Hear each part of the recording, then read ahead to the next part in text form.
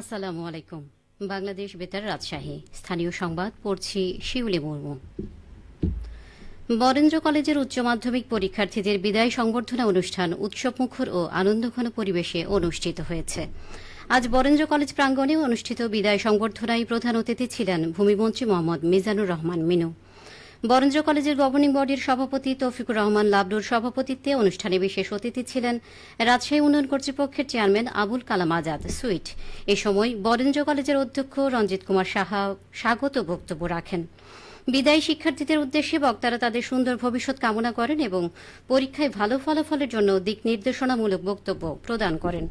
অনুষ্ঠানে প্রধান অতিথি ভূমিমন্ত্রী মিজানুর রহমান মিনু সহ অন্যান্য অতিথিদের সম্মাননা স্মারক প্রদান করা হয়। খুব দ্রুত সময়ের মধ্যে বিশ্বের অন্যান্য দেশের মতো বাংলাদেশেও মাল্টিমোডাল যোগাযোগ ব্যবস্থা বাস্তবায়ন হতে চলেছে বলে জানিয়েছেন সড়ক পরিবহন ও সেতু মন্ত্রণালয় এবং নৌপথ ও রেলপথ মন্ত্রণালয়ের মন্ত্রী শেখ রবিউল আলম এমপি। আজ দুপুরে পাবনা সার্কিট হাউসে সাংবাদিকদের এক প্রশ্নের জবাবে তিনি এসব কথা বলেন।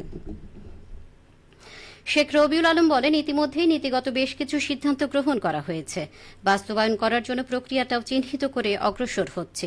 একটি মাল্টিমোডাল যোগাযোগ ব্যবস্থা যেটা বিশ্বে প্রতিষ্ঠিত এবং স্বীকৃত, সেটি হয়তো বাংলাদেশেও দ্রুততম সময়ের মধ্যে বাস্তবায়ন হতে চলেছে এবং দৃশ্যমান হবে। এ সময় পাবনা ৫ আসনের সংসদ সদস্য অ্যাডভোকেট শামসুর রহমান শিমুল বিশ্বাস, পাবনা ২ আসনের সংসদ সদস্য অ্যাডভোকেট সেলিম রেজা হাবিব, পাবনা ৪ আসনের সংসদ সদস্য আবু তালেব মণ্ডল এবং রেল সচিব ফাহিমুল ইসলাম উপস্থিত ছিলেন।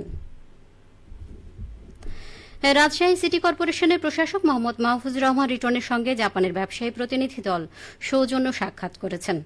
আজ নগর ভবনে রাশিক প্রশাসকের দপ্তরে সৌহার্দ্যপূর্ণ পরিবেশে অনুষ্ঠিত সাক্ষাৎকালে পারস্পরিক শুভেচ্ছা বিনিময়ের পাশাপাশি শিক্ষা, স্বাস্থ্যসেবা, কর্মসংস্থান, তথ্য ও প্রযুক্তি এবং বিনিয়োগ সম্ভাবনা নিয়ে আলোচনা অনুষ্ঠিত হয়। এ সময় বাংলাদেশ সরকারের যথাযথ কর্তৃপক্ষ ও সংশ্লিষ্ট মন্ত্রণালয়ের অনুমোদন সাপেক্ষে এবং প্রচলিত আইন ও বিধিবিধান অনুসরণ করে রাজশাহীর উন্নয়নে জাপানের সঙ্গে কাজ করার আশাবাদ ব্যক্ত করেন রাশিক প্রশাসক। সাক্ষাৎকালে উভয় পক্ষ ভবিষ্যতে পারস্পরিক যোগাযোগ ও সহযোগিতা আরও জোরদার করার আশাবাদ ব্যক্ত করেন। সাক্ষাৎ শেষে জাপানের ব্যবসায়ী প্রতিনিধি দলকে নগর ভবনের কল সেন্টার ও স্কিল ডেভেলপমেন্ট সেন্টার ঘুরে দেখান রাশিক প্রশাসক। আলোচনায় বিশেষভাবে রাজশাহী অঞ্চলের দক্ষ ও সম্ভাবনাময় জনশক্তি নিয়ে আগ্রহ প্রকাশ করেন জাপানের ব্যবসায়ী প্রতিনিধিরা। তারা জানান, জাপানে বিভিন্ন খাতে দক্ষ কর্মীর চাহিদা দিন দিন বৃদ্ধি পাচ্ছে এবং রাজশাহী থেকে প্রশিক্ষিত ও দক্ষ কর্মী নিয়োগের বিষয়ে তারা ইতিবাচকভাবে বিবেচনা করছেন। এছাড়া রাজশাহী সিটির সাথে জাপানের ২টি সিটি সিস্টার সিটি সম্পর্ক স্থাপনের বিষয়ে ইতিবাচক আলোচনা করেন। জাপানের প্রতিনিধি দলে ছিলেন জাপানের গ্রুপের প্রধান নির্বাহী কর্মকর্তা কাওয়ামোতো ইয়াসুহিরো। চাঁপাইনবাবগঞ্জের শিবগঞ্জ সীমান্তে ২০ জন নারী, পুরুষ ও শিশুকে বাংলাদেশে বিএসএফ এর পুশিনের চেষ্টা প্রতিরোধ করেছে বিজিবি।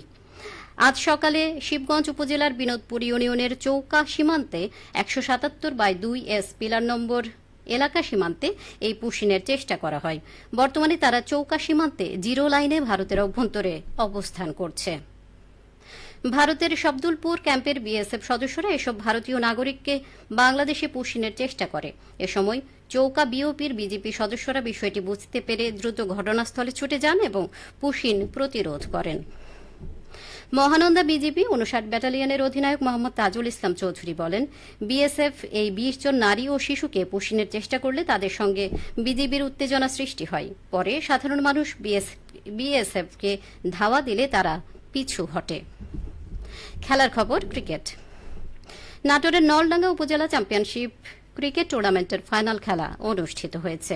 আজ ব্রহ্মপুত্র উচ্চ বিদ্যালয় মাঠে অনুষ্ঠিত ফাইনাল খেলায় প্রধান অতিথি ছিলেন নাটোরের ২ আসনের সংসদ সদস্য ও জাতীয় সংসদের whip advocate M Ruhul Quddus Talukdar Dulu.